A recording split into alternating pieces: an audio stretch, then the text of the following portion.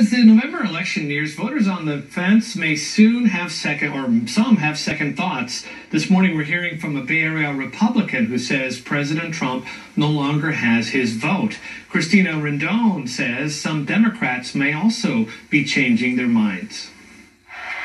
In 2016, Daniel Bussinger was suited up in the Stars and Stripes, donning a MAGA hat and cheering on Donald Trump at the Republican Party headquarters in San Francisco on election night.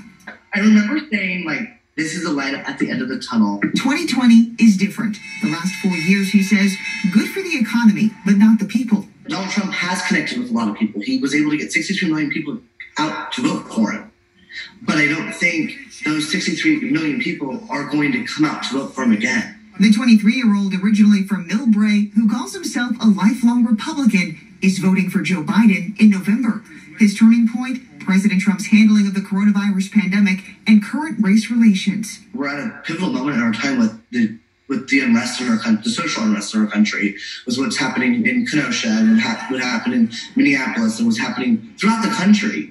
Is we're at a time now where we are the new change. My generation is the new change. We need to change. Donald Trump has a lot of support, and a lot of people are seeing through the mainstream media narrative. John Dennis, chairman of the San Francisco Republican Party, says another movement called Walk Away has been drawing people in large numbers to leave the Democratic Party and become Republicans. He points to Sunday's march on the Golden Gate Bridge that drew roughly 300 demonstrators and says the tide is turning in the city. For the first time in 60 years, Republican registration is going up in San Francisco, and it's going up in relation to the number of Democrats that we have in the city. Dennis credits Trump for a strong economy and says he believes the country is moving in the right direction. And I'm sorry to say that if we get an alternative in like Joe Biden, we're going to go back to the same old business as usual. All Bussinger sees are failed promises and a president of a divided country.